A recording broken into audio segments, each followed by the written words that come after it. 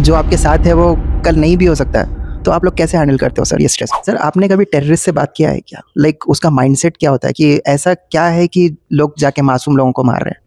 खून में ही जहरा भरते जाओ डेली, वो बच्चा वही सोचेगा। वो एक कैटेगरी है जो बिल्कुल गरीब है, बस कोई काम नहीं है, मजबूरी है, उसको नौकरी मिल नहीं रही। आपको ये हथियार उठा के सरहद पार जाना है और 20 लोगों को मारना है।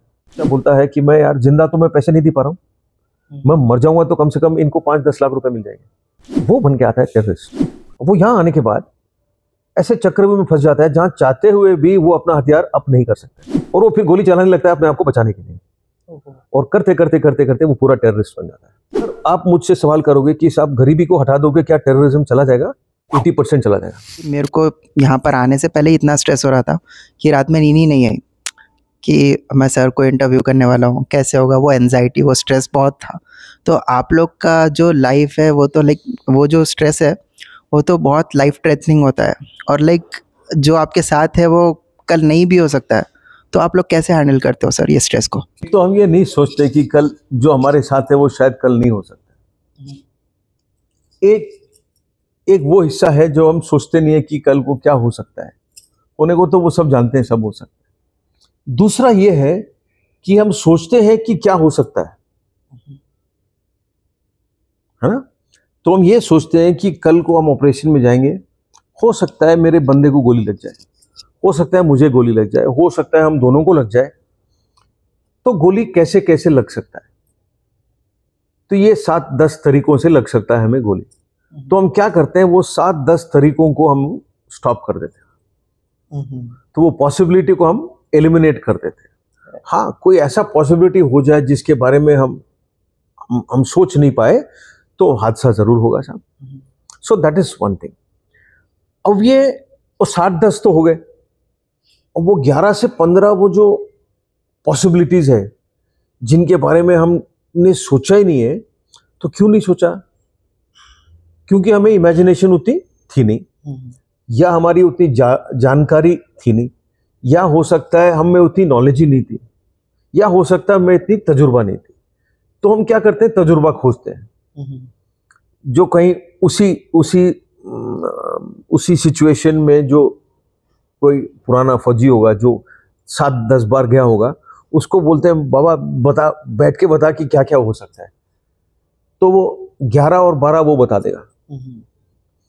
कोई और होगा पढ़ा लिखा, जिसने अमेरिका के लिखे हुए किताबें पढ़ लिए, फ्रेंच वाले पढ़ लिए, जापानीज पढ़ लिए, चाइनीज, सारी दुनिया में जो जो किताबें लिखे सब पढ़ रखा है वो, या जानकार है, उसको बोलो यार तू बता दे, तो वो 12, 13, 14 वो बता देगा। 15 वो एक नया जवान बताएगा जिसका बिल्कुल फ्रेश माइंड है, जिसको कुछ भी नहीं पता है, वो आके बोल देगा अच्छा यार ये उठ पटांग चीज है, ये भी हो सकता है क्या? तो 15 वाला तो वो हो गया। तो हमने साहब 0 से 15 अब ऐसे सिचुएशन देख लिए जिनमें हमें गोली लग सकता है या खतरा हो सकता है, और उनको हमने ब्लॉक कर दिया। और ये हम आपस में बात करते हैं और विजुअलाइज करते हैं कि ऐसे होगा तो ऐसे को। नदी पार करेंगे, वो नदी बहुत फास्ट फ्लोइंग है, हमको एक दूसरे का मदद करना चाहिए। तो एक पुराना आके बोलेगा, एक रोपिंग वाला टेक्निक है कि सबके एक एक एक एक एक एक एक रोप बना हुआ है। तो हम 6 जन जाएंगे, पहले सबके एक एक रोप बंधा होगा। अब एक आदमी तो बह जाएगा, लेकिन अगर एक का पैर स्लिप होता है और वो बह रहा है, दूसरे के साथ बंधा हुआ है, 5 पकड़ लेंगे जब तक आप दोबारा स्टेबल पर ना आ जाओ। हो सकता है 4 कदम बाद मैंने अभी पकड़ा था, मेरा पैर स्लिप हो जाए, लेकिन वो करते करते क्या है, पहला आदमी उधर चला जाएगा, वो रस्सी को बांध देता है पेड़ पे या पत्थर पे। तो हम जब 6 निकल जाते हैं, बाकी सब वो रस्सी को पकड़ के पैदल आते हैं। ऐसे होता है। अकेला तो कोई नहीं कर सकता है, लेकिन टीम के साथ तो कुछ भी कर सकता है। नेक्स्ट ये है कि हम लोग अकेले होते नहीं ना साहब, आप अकेले हो ना, तो हमारा तो टीम चलता है। तो टीम में ऐसे कभी हो सकता है कि मुझे घबराहट हो, लेकिन आप बोलो यार ये तो मैं 6 बार कर चुका हूं, चलना मेरे साथ। तो अगली बारी क्या है, आपका दूसरी बारी हो गया, कोई और बंदा आएगा जो घबरा रहा होगा, वो आपको बोलेगा, आप बोलोगे यार पिछले हफ्ते तो मैंने भी किया है, अभी तो चल मेरे साथ, मैं तेरे को लेके चलता हूँ। फिर नेक्स्ट टाइम आपके 2 हो जाएंगे। तो ऐसे करते करते ये ट्रांसफर ऑफ नॉलेज बहुत जरूरी है। Next is visualisation. हर कदम पर आप विजुअलाइज करो कि मैं, आपके कॉर्पोरेट व्यूअर्स भी होंगे, कईयों को ये भी स्ट्रेस होगा कि कल मैंने मार्केटिंग पिच करना है, या क्लाइंट मीटिंग में मैंने प्रेजेंटेशन देना है, या मैनेजमेंट को अकाउंट्स का प्रेजेंटेशन मैंने करना है, सेल्स का क्या क्वार्टर का प्रोग्रेस है वो मैंने देना है, पहली बारी दे रहा हूं मैं, तो क्या करेगा? 6 बारी तैयार करेगा, बिल्कुल तैयार करेगा। और फिर जो तजुर्बेकार लोग हैं उनसे सवाल करेगा कि क्या क्या सवाल उठते हैं यार। तो जो जो हो सकता है वो सबका मेरे दिमाग में एक रिहर्सल सा मैं कर रहा हूं, ये हम करते हैं सब। और last but not the least, ये मैं हमेशा कहता हूं, आरिफ आपने मुझसे सवाल अभी तक नहीं किया है, लेकिन आप मुझसे सवाल करते हैं कि साहब आपने 42 साल आर्मी में सर्विस किया है, क्या किसी बात का अफसोस है आपको? वो मैं लिख के लाया था सर, लास्ट में पूछने वाला था। अभी बता देता हूं मैं आपको। अगर ये इसी सवाल से कनेक्टेड है, हाँ सर, कि मेरा अफसोस यही है कि मैं अपने देश के लिए अपने जान को कुर्बानी नहीं दे पाया। मरना तो एक है, लेकिन देश की रक्षा करते हुए मरना, इससे एक ऊंचा एक फौजी के लिए कोई और इज्जत नहीं है। देखो आरिफ, एक्सीडेंट पे भी खत्म होते हैं लोग, अस्पताल में पड़े पड़े 40 ट्यूब घुसे हुए शरीर में, वो भी खत्म होते हैं। कई बाथरूम में फिसल के सिर पटकता है वॉश बेसिन के, वहीं खत्म हो जाते हैं। एक फौजी है जो वर्दी पहन के झंडा उसके छाती पर है, वो भी कुर्बान हो जाता है अपने देश के लिए। आप देखो ग्लोरी किस में है, इज्जत किस में है। और एक फौजी के लिए इससे बड़ा ग्लोरी है ही नहीं। सही है सर। तो अफसोस मेरा ये है कि मुझे ऐसा मौका नहीं मिला है, लेकिन मैं खुश इस बात का हूं कि मुझे 5 बार गोली लगाया ना, मैंने खून बहाया 5 बार देश के लिए। वो मालिक ने बचाया और फिर डॉक्टरों ने बचाया। तो मैं फर्स्ट प्लेस नहीं मिला है, लेकिन सेकंड प्लेस तो मिला है ना। सही है सर। कईयों को इस बोर्ड पे प्लेस ही नहीं मिलता है। तो फुल है जिंदगी। सही है सर। वो आपको गोली कैसे लगी थी उसके बारे में बताइए सर। यार हमारे बारे में क्या पता, लगी गोली यार, लगी गोली। मस्जिद में था ये। मेरा एक बड़ा उसूल था कि कोई रिलीजियस प्लेस को गिराना नहीं चाहिए, ना रिलीजियस जगह को नुकसान पहुंचाना चाहिए। तो हम ऑपरेशन में, हम एक हाथ हमारा पीछे बंधा हुआ था। मेरे सोच से किसी ने ये नहीं बोला, लेकिन मेरा ये उसूल था। तो ऑपरेशन में लगी गोली यार। 5 टेररिस्ट थे, हमने 5 टेररिस्ट को मारा, लेकिन मुझे काफ़ी बुरी तरीके से गोली लगी। थाई में लगी, अब्डोमेन में लगी, शोल्डर में लगी, 4 फिंगर में लगी, स्प्लिंटर्स लगे, मल्टीपल स्प्लिंटर्स। 32 दिन हम बाहर रहे और 33वें दिन फिर आके टेररिस्ट के साथ फिर लड़ाई में शरीक हो गए। टीम होता है, टीम बोलते साहब आप चलो, बोला ले चले, वेरी गुड। तो ये होता है। शुरू में जब हम गए, इसके बाद तो मैं चल नहीं पा रहा था। तो आप वो ताज्जुब होगा, ऑपरेशन में हम जाते थे वॉकर लेके, क्योंकि टीम था, अकेला कोई कुछ नहीं करता। टीम था, बोला साहब हम चलेंगे आपके साथ, चलो ना, लेट्स गो। तो ये होता है टीम। तो मेरे गोली में क्या मतलब, वो हीरो तो बड़े हैं यार, जमींदार खान हीरो है, मतलब ऐसे कई कहानियां हैं। My story is not so important, it's a small story. Sir आपने कभी टेररिस्ट से बात किया है क्या? लाइक उसका माइंडसेट क्या होता है, कि ऐसा क्या है कि लोग जाके मासूम लोगों को मार रहे हैं? लाइक वो लोग को मैनिपुलेट किया जा रहा है या क्या होता है सर? 2-3 है टेरर किस्म के, काफी हर एक संस्था में 2-3 किस्म के लोग होते हैं, चाहे कोई भी शेड का हो। वो सब विक्टिम है ब्रेन वॉशिंग और इंडोक्ट्रिनेशन और being fade on a wrong diet. खुराक अगर आप गलत देते जाओ तो अब उस बच्चे को कुछ और चीज पता ही नहीं ना। उस बच्चे को यही चीज पता है। अभी कुछ सेक्शन है, आपने सवाल किया have you spoken to any terrorist? Yes I have, more than 3-4। देखो टेररिस्ट को जिंदा पकड़ना बड़ा मुश्किल होता है, very rarely you get an opportunity.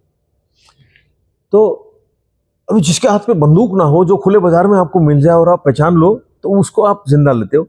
But जो फायर फाइट में है, तो फायर फाइट में तो कोई आज तक टेररिस्ट ऐसा नहीं मिला जो फायरिंग करने के बाद हथियार फेंक देगा और बोलो हैंड अप करके आ रहा हूँ, ऐसा नहीं मिलता है। बंदूक है तो फायर करते हैं वो। तो वो एक कैटेगरी है जो बिल्कुल बोलते हैं कि साहब हमें तो मतलब बताया गया है कि कश्मीर में रोज ये हो रहा है, वो हो रहा है। हम यहाँ के आके देख रहे हैं कि लोग नमाज में भी जा रहे हैं, बाजार में भी जा रहे हैं, ईद भी मना रहे हैं, सब कुछ हो रहा है, पढ़ाई भी कर रहे हैं, नौकरी भी कर रहे हैं, अस्पताल में भी है। हमें बताया गया कि यहाँ पर कुछ भी नहीं है, ना स्कूल है, ना इंडस्ट्री है, ना फैक्ट्री है, ना कोई नौकरी है, कोई जिंदगी नहीं है, ये मतलब हेल है। लेकिन हम यहाँ के देखते हैं तो वैसा है ही नहीं, बोलो सब अपना कर रहे हैं जो कर रहे हैं। तो वो डाइट उसको गलत बिल्कुल दे रखा है, तो वो है। दूसरा वो है कि जिसके खून में ही जहर आप भरते जाओ डेली, वो बच्चा वही सोचेगा। वो एक कैटेगरी। एक और कैटेगरी है जो बिल्कुल गरीब है, जिसके पास कोई काम नहीं है, मजबूरी है। मान लो उसने पढ़ाई भी कर ली, 12वीं पढ़ लिया उसने, थोड़ा छोटा डिग्री है, कोई पॉलिटेक्निक है, जो सरहद पार जो भी है उसने किया है, लेकिन उसको नौकरी मिल नहीं रही। अब उस वक्त क्या है, कोई टेररिस्ट ग्रुप वाले आकर उसको बोलते हैं आपको अपने मदर फादर का देखभाल करना है, गरीब है, अस्पताल पे जाते हैं, पैसों की ज़रूरत है, दवा खाने की ज़रूरत है, हम देंगे आपको, लेकिन एक शर्त पर, आपको ये हथियार उठा के सरहद पार जाना है और 20 लोगों को मारना है। बोला आप जाओगे तो आपके घर वालों को हम 1 लाख रुपए दे देंगे। आप वहां 2 जन को मारोगे तो हर जन जिसको मारोगे आप, हम एक 50-50 हजार के दे देंगे। और अगर आप मर जाते हो वहां पर, तो आपके परिवार को हम 5 लाख रुपए दे देंगे। तो ये बच्चा बोलता है कि मैं यार जिंदा तो मैं पैसे नहीं दे पा रहा हूँ, मैं मर जाऊंगा तो कम से कम इनको 5-10 लाख रुपए मिल जाएंगे। वो बन के आता है टेररिस्ट।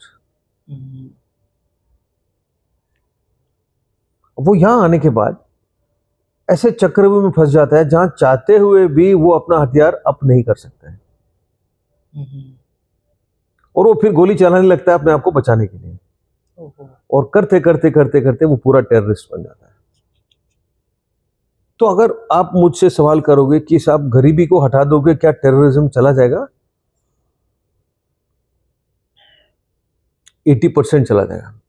हिंदुस्तान के टेररिज्म की बात कर रहा हूं मैं, दुनिया में उसका मेरे पास जवाब है नहीं, और मुझे मतलब भी नहीं है, ना तो आपको है।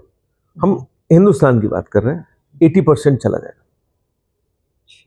रही बात 20% की, it is a combination of indoctrination. बचपन से, चाहे वो अमीर हो, उसके जहन में ये भरा जाता है, वो खत्म होगा एजुकेशन से।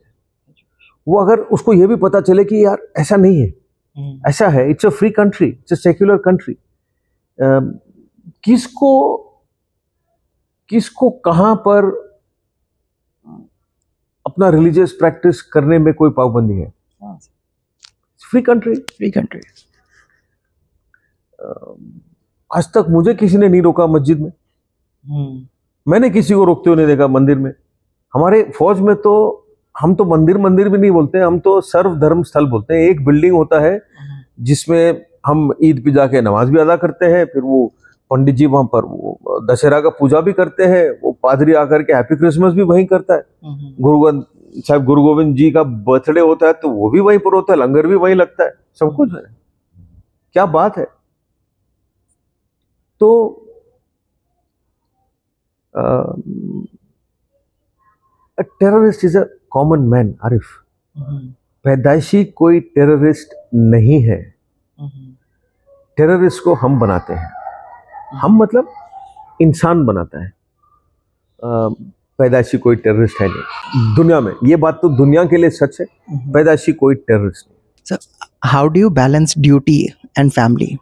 Because like फैमिली को छोड़ के सरहद पे जाना और लाइक वहाँ पर दुश्मनों से लड़ना, और कभी भी कुछ भी हो सकता है, तो आप कैसे हैंडल करते हो सर फैमिली से दूर रहना? Again team. हम जब वर्दी पहनता है फौजी, जितना समय वो बाकी अपने वर्दी वालों साथियों के साथ बिताता है, it's much more than what he spend with family. तो फौज में क्या है, दी परिभाषा ऑफ फैमिली चेंजेस।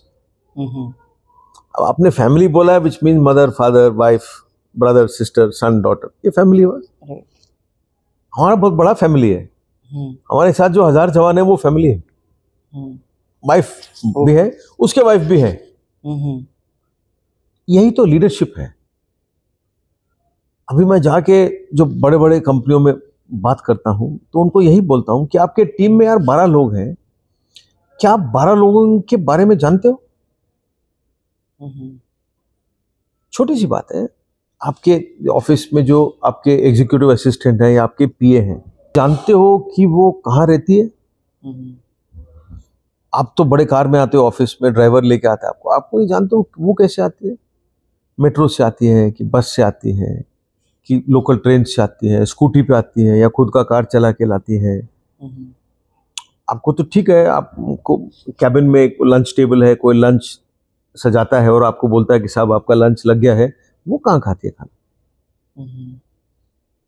अब तो बड़े मालिक हो, आपने बोल दिया चलो आज लंच 3 बजे करेंगे, और वो कितने बजे करेंगे लंच? उसका तो फोन बजता रहता ना।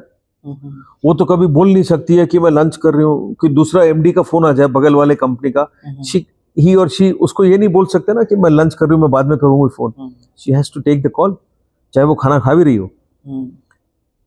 आप एक बार पूछोगे तो वो मुश्किलात निकल जाएगी, लेकिन आप पूछना चाहिए। आपके माँ जी पिछले हफ्ते अस्पताल गए थे, अभी खैरियत? आपके भाई ने रेलवे का एग्जाम दिया था, क्या हुआ उसका नतीजा?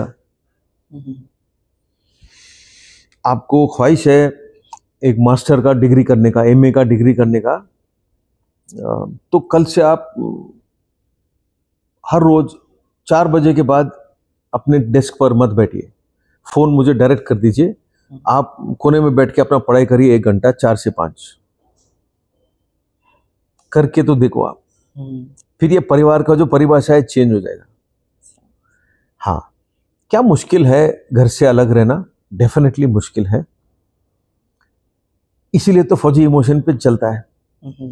इमोशन का वजन हमारे पे बहुत ज्यादा है और इमोशन के लिए हम कुछ भी करने के लिए तैयार हो जाते हैं। तो यू कांट रिप्लेस जो integral family, you can't replace, but कुछ हद तक उसका बोझ हल्का हो जाता है विद द लार्जर फैमिली। क्या है ना, खुशियां जब हम बांटते हैं तो वो डबल हो जाते हैं साहब। तो टोली में क्या है, अगर मेरी सिस्टर को नौकरी मिला है बैंक में, है ना, मुझे फोन पे खबर लगा, तो मैं फट से वापस आऊंगा। जो मेरे साथ में 20 लोग हैं, कोई हमारे वो जो छोटा वाला कैंटीन होता है हर यूनिट में, वहां से मैं नारियल का वो बर्फी ले लूंगा या लड्डू ले लूंगा या बालूशाही ले लूंगा या कुछ भी ले लूंगा, कुछ नहीं तो वो केक ले लूंगा, कुछ भी ले लूंगा यार, चने ले लूंगा, मतलब 4 आम ही ले लूंगा और काट के मैं बीच में रख दूंगा और सबको बोलो यार खाओ, मेरी सिस्टर को नौकरी मिला है। और सब वो वेरी गुड करके कोई गाना वाना गाएगा, कोई नाचेगा, कोई ताली वाली बजाएगा, वेरी गुड। कल को किसी के फादर को प्रमोशन हो जाएगा, वो करेगा। तो हम सबको पता है कि किसके परिवार में क्या हो रहा है, कौन कैसे, ये सब पता है। ये शायद आपके बगल में जो बड़े बड़े बिल्डिंग है उनमें थोड़ा सा कम है। ये फर्क है साहब मैनेजमेंट और लीडरशिप में। ये फर्क है इंडिविजुअल्स एंड टीम्स में।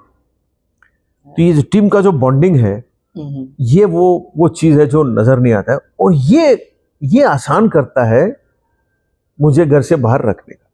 जो बोझ को निकाल तो नहीं सकते साहब, क्योंकि वो कनेक्शन है, बट ये हल्का करते हैं। राइट। दूसरा क्या है, मेरे घर के पास का जो फौजी है वो जब घर जाएगा, वो अपने घर तो जाएगा जाए, मेरे भी घर जाएगा।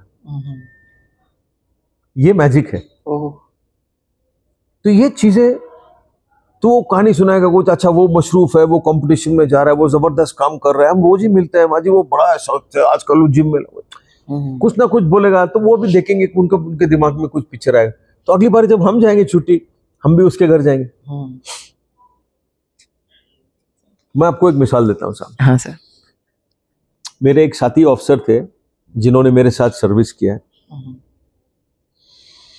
मैं तो रिटायर हो गया, तकरीबन 1 साल हो गया अभी। अभी जहाँ मैं पोस्टेड था वो पोस्टेड थे, अब वो भी वहाँ कहीं से चले गए। अभी वो मेरे घर से मतलब चेन्नई से वो तकरीबन 350 किलोमीटर दूर एक छोटी शहर में पोस्टेड है। 10 दिन पहले मैं बड़ौदा में था साहब, एक यूनिवर्सिटी में।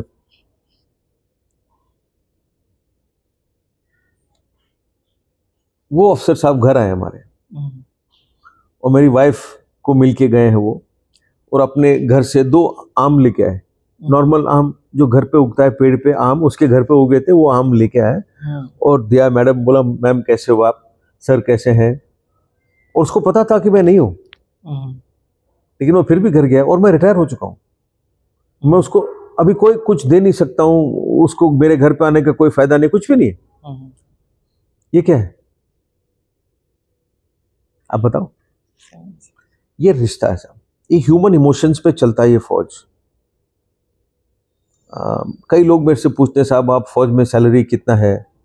आपने भी शुरू में स्टार्ट किया था कि आईआईटी होते तो शायद आपको तनख्वाह अच्छा होता। हाँ सर। अब मैंने हमारी जिंदगी का एक स्लाइस आपको दिखाया पिछले 1 घंटे में। आप ये स्लाइस का वैल्यू क्या है बताइए। प्राइसलेस है सर ये। प्राइसलेस है ना। फिर जो साहब फौज में जो नौकरी करता है वो तनख्वाह की बात तो है ही नहीं ना कुछ। मतलब उसका बॉक्स ही नहीं है, उसका वो खाना ही नहीं है। ये एक्सेल शीट में उसका कॉलम ही नहीं बना आज तक। तो आप क्या मोल दे सकते हो मेरे काम के लिए। मैं आपको कह रहा हूं साहब, मेरा सबसे बड़ा रिग्रेट,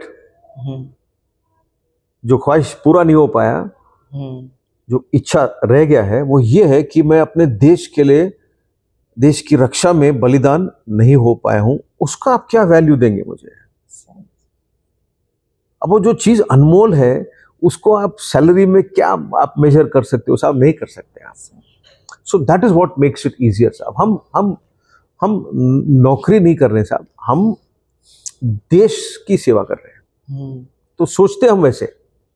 अभी आप कह सकते हो साहब आप मतलब दुनिया में तो रहना ही है, हाँ तो उसके लिए तनख्वाह मिल रहा है ना, ठीक ठाक मिल रहा है, और तनख्वाह हो तो बढ़िया है, हाँ व्हाई नॉट। लेकिन जो है उससे क्या हम खुश हैं, वेरी खुश, वेरी हैप्पी, वेरी हैप्पी। क्यों हम तनख्वाह के लिए नहीं करते काम। जिसने तनख्वाह के लिए करना है काम, मैं उनसे गुजारिश करूंगा कि प्लीज आप फौज में मत आइए। बिकॉज जो मुश्किलात है आप उठा नहीं पाओगे। बिकॉज हर चीज का अगर आप मोल पैसे से कर रहे हो तो आप नहीं कर सकते साहब। क्योंकि हम कभी 24 घंटे करते हैं, 7 दिन करते हैं, 30 दिन करते हैं महीने में, और 365 दिन साल में करते हैं। अभी आप बोलोगे हर 8 घंटे के बाद मुझे ओवर टाइम चाहिए, तो आप फौज में मत आइए। क्योंकि आप, मैं नहीं कह रहा हूं आप में कोई खोट है, लेकिन ये आपके लिए नहीं बना है। अगर आप कर सकते हो आज प्लीज वेलकम। फिर आप जिंदगी देखो कैसे संवारता है फौज में आके। सर ऐसा हो सकता है क्या, जैसा दूसरी कंट्रीज में, जैसे कि साउथ कोरिया में हर सिटीजन को आर्मी की ट्रेनिंग 1 से 2 साल की कंपलसरी है। छोटे देश है साहब, कैसे कर सकते हैं हम। तो हमारा 1.43 बिलियन पीपल है साहब। उन 2050 तक हम 350 करोड़ तो लोग हो जाएंगे 18 साल से कम। कैसे आप 2 साल के लिए सबको कर सकते हो। क्या कॉस्ट होगा ट्रेनिंग का, कहाँ ट्रेनिंग फैसिलिटीज बनाएंगे, कितने लोग ट्रेनिंग में लगेंगे, क्या क्या ट्रेनिंग करेंगे। नहीं चल सकता है और जरूरत भी नहीं है। वो तो छोटे देश है। वो तो साउथ कोरिया तो इतनी सी कंट्री है, वो हमेशा वो लड़ाई करते रहते हैं नॉर्थ में रेबर के साथ, तो उनको अपने उतने आपस में वो लड़ रहे हैं, वो मर रहे हैं। बहुत विशाल देश है साहब, इतना बड़ा देश है। तो I don't think we need it, and I don't think it's a, हाँ क्या देश का भला होगा, विदाउट डाउट भला होगा, बट फिर फौज बंद हो जाएगा। फिर हम खाली किसी बाकियों को ट्रेन करने में लगते जाएंगे। ट्रेन करेंगे 2 साल में नया, 2 साल नहीं हो पाएगा। मतलब हाइपोथेटिकली इट्स इम्पॉसिबल। फिर ये डिसिप्लिन कैसे आएगा सर, लाइक देश के लिए जान देने का जो जज्बा है। देश के लिए जान देने का जरूरत नहीं है। देश के लिए ईमानदार और अच्छा सिटीजन बनना, नागरिक बनना जरूरी है साहब। तो आप स्कूल से स्टार्ट करिए साहब। हम लोग स्वच्छ भारत का अभियान चलाते हैं। मैं तो चाहता हूं कि मैं भारत को गंदा नहीं करूंगा वाला अभियान चलाएं। क्यों स्वच्छ भारत तो तभी जरूरत है जब कोई कचरा सड़क पर फेंकता है।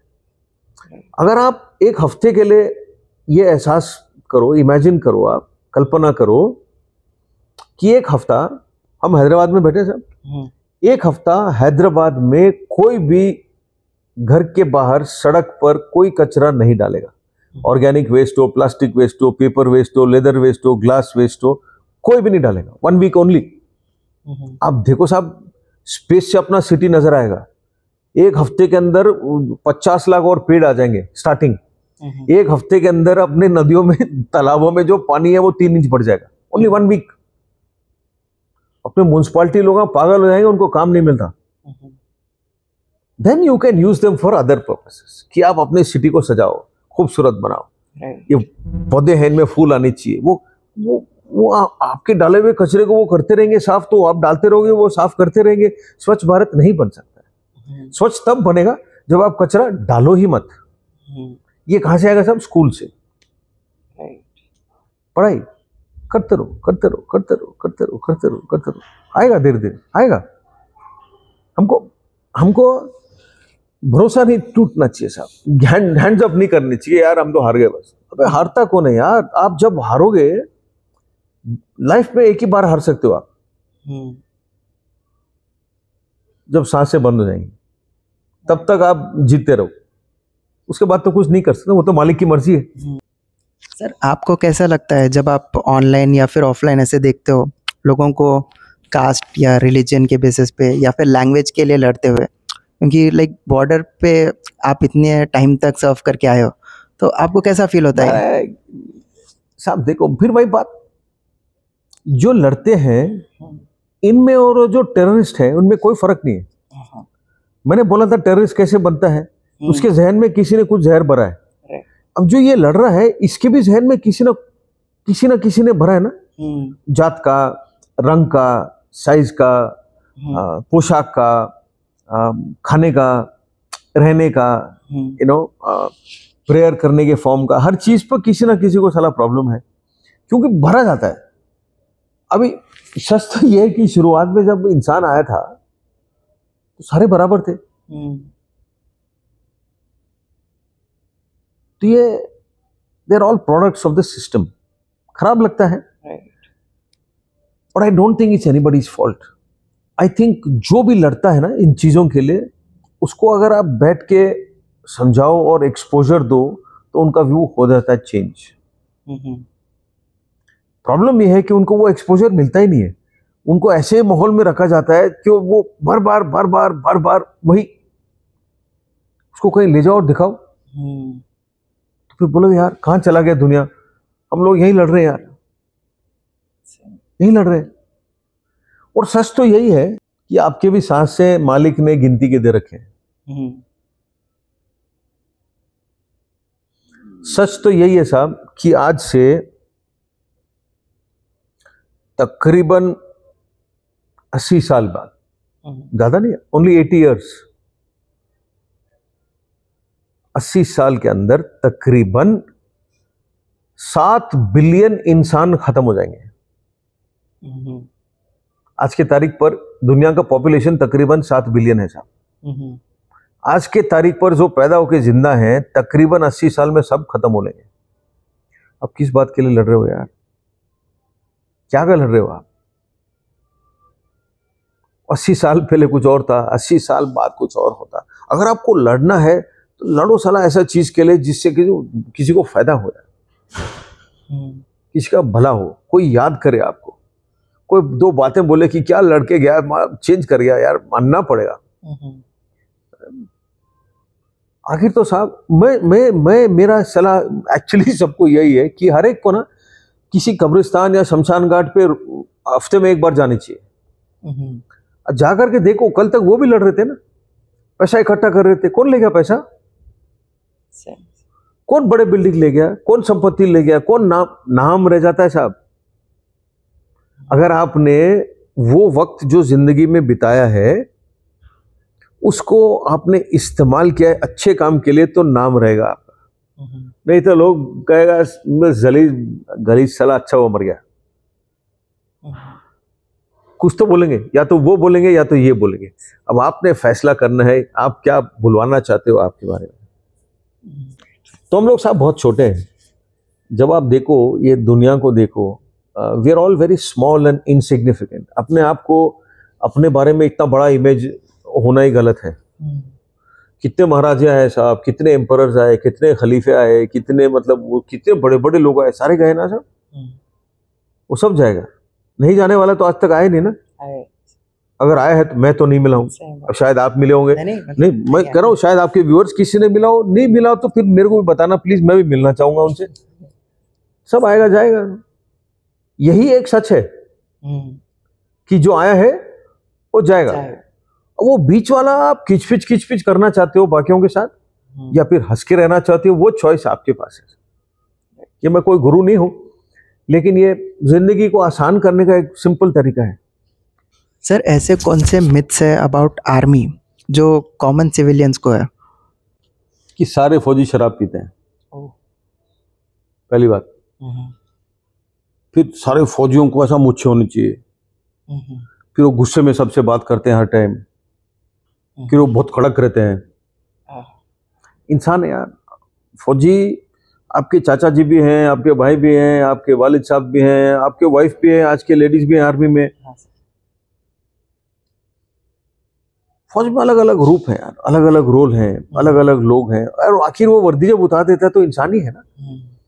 तो वो एक बड़ा मिथ है कि पार्टी बहुत करते हैं. मैं तो 5 बार गोली खाया, वो भी तो देखिए आप. तो वो भी मिथ है कि हर फौजी गोली खाता है. नहीं, ये मौका किसी किसी को नसीब में आता है, हर एक जैसे. सर ये आर्मी में लाइक मेन और वुमेन दोनों का ट्रेनिंग एक जैसा ही होता है या कुछ अलग होता है? Training is the same. Ladies के लिए थोड़े फिजिकल शर्तें थोड़े डाइल्यूटेड हैं, because ladies it has to be diluted. वो same standard of physical fitness and strength is not advisable. It is not so easy to achieve also. तो उसमें थोड़ा फर्क है, but training is the same. Okay. So what one advice would you like to give to the people who wants to join army? Why only army? What I say will be applicable to many people. First is, there are multiple levels of advice. I'll think sequentially. Don't worry about what others tell you. Believe in what you want. Have faith in yourself. Faith के लिए थोड़ा patience की जरूरत है. Everybody wants to be rich. इसमें कोई शक है नहीं. But everybody can't be rich. And everybody cannot be rich overnight. तो अगर आपके पास, आपके गोद में अमीरी आना भी है ना, तो it will come in its time. It will not come वैसे. हो सकता है किसी का लक हो तो उसको आ गया हो, बट सबको नहीं आएगा. Work very hard. देखो साहब, there is no such thing as only luck. कभी कभी हम बैठे रहते हैं, आपको दिखता है कि दूसरे को देखो, बोलो यार क्या लकी है. हाँ लक वो देखते हैं, लेकिन उसने कितना मेहनत किया वो नहीं देखते हम. तो luck is the second half of मेहनत. अब जिंदगी का दौड़ अगर 100 मीटर का है, तो अगर पहले 50 मीटर तो आपको खुद भागना है ना. लक तो उसके बाद आएगा. राइट. ऐसा नहीं है कि बोलो यार पहले मेरे को लक ले जाएगा 50 मीटर, मैं सीटी बच गया, मैं भाग नहीं रहा हूं, लक तो आए नहीं. अबे लक कैसे आएगा? लक तो 50 मीटर पे वेट कर रहा है ना आपका. आपको वहां तक जा रहा है. और दूसरा क्या है साहब, लक और आपका एफर्ट सेम है. अब जितना एफर्ट डालोगे आपको उतना ही लक मिलेगा. अब कम डालोगे लक भी कम आएगा, पूरा डालो लक भी बढ़ेगा. The last thing is learn to be happy. अभी आप साहब बाहर 1/2 कॉफी पी लीजिए, सॉसर में आधा डाल के आप पियो, मैं कप से पी लूंगा, उसका मजा है. आप यहाँ बैठ के 650 का कॉफी पीजिए, उसमें भी मजा है. अभी आप वहां 1/2 चाय पी रहे हो आप, लेकिन आप सोच इसका रहे हो, फिर आपको वो चाय का मजा नहीं आएगा. अगर आपके पास है तो इधर आके पीजिए, अगर आपके पास है तो वहां जाके पीजिए। एंजॉय व्हाट इज देयर, मतलब उस चीज के बारे में मत सोचो जो आपके पास ना हो। ये सिटी में कितने लोग हैं जिनके पास इंपोर्टेड गाड़ियां हैं? कितने होंगे? हजारों में होंगे, हजारों में। उनको हमेशा टेंशन रहती है ना कि गाड़ी खराब होगी, कहाँ भेजूंगा, इसका मैकेनिक नहीं है, इसको वापस उन लोग जापान ले आता, फॉरेन चाहे जर्मनी ले आता ठीक करने के लिए। मेरे पास मारुति है पुराना, मेरे पास हीरो होंडा मोटरसाइकिल है, वो कोई भी कर लेगा। बजाज स्कूटर है, वो झुका झुका के चलता था, पेट्रोल खत्म हो गया उसको झुका दो थोड़ा और चलता था, वहां तक आता। तो मुझे एंजॉय दैट। जब आपके पास लूना हो या टीवीएस 50 हो, उसको चलाने का मजा लो, टैंक बंड पे ले जाओ उसको, हवा चलता जबरदस्त, एंजॉय इट। और वहां चल रहे हो, आपको न्यूयॉर्क रहना है, फिर वो टैंक बंड का मजा नहीं आता आपको। Enjoy what ever you have. बारिश आ गई तो बाहर जाओ, भीगो बारिश में, आए क्या जबरदस्त मजा, उसका मजा और है।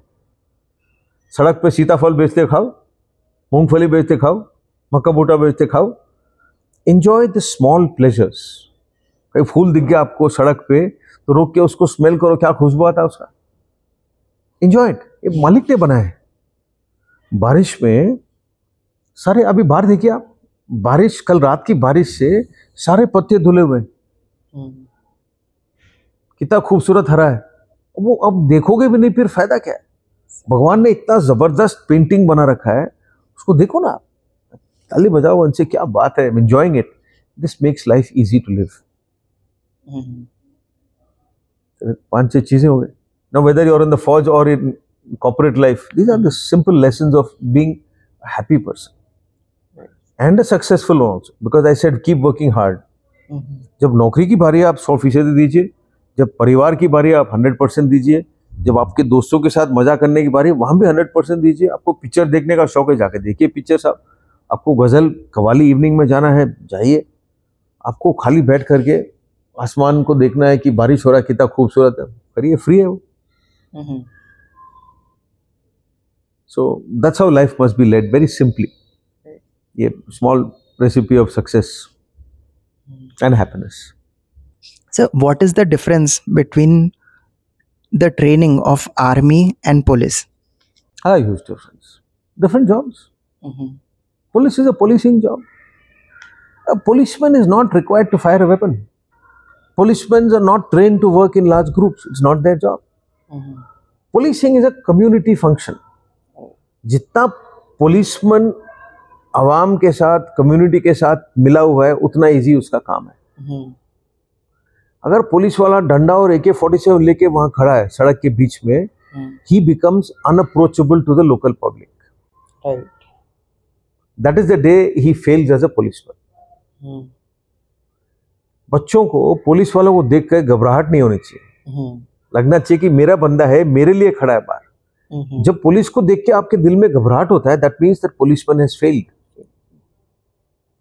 डंडे से, वही बात आपने स्टार्टिंग में कहते ना, डंडे से मैं डिसिप्लिन करा सकता हूं, डंडे के बगैर मैं सेल्फ डिसिप्लिन सिखा सकता हूं। डंडा से होता क्या है, आप सड़क पर शायद कचरा मेरे सामने नहीं फेंकेंगे, लेकिन मैं नहीं हूं तो आप फेंकेंगे।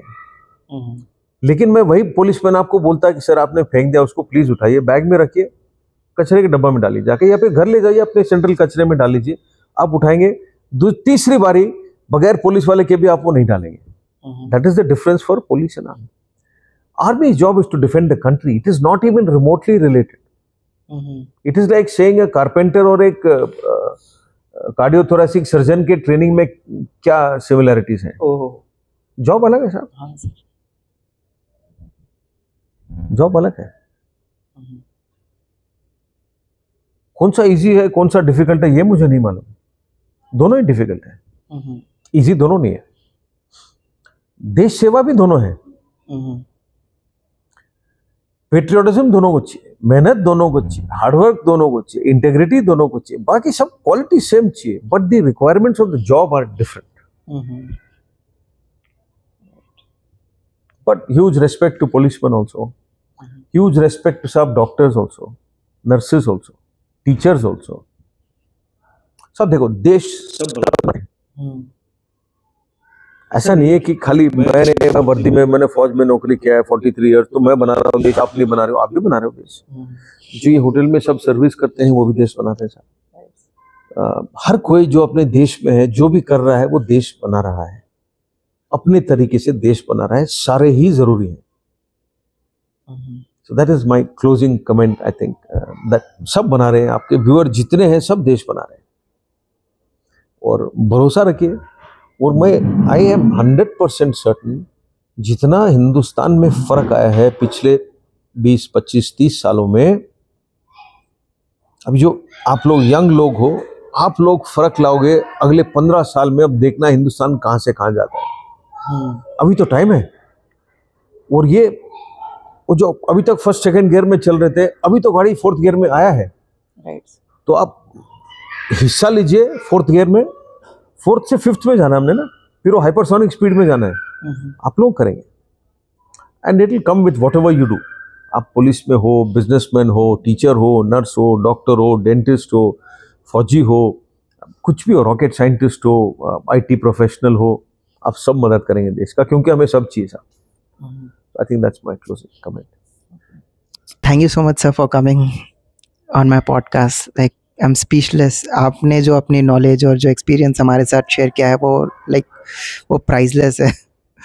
एंड डेफिनेटली मैं पहले खुद जो आपने बताया वो इम्प्लीमेंट करूँगा, और अपने व्यूअर्स से भी वही कहूँगा कि आप लोग भी वो चेंज अपने अंदर लाइए। Thank you so much sir. Thank you. God bless you. जय हिंद। जय हिंद सर।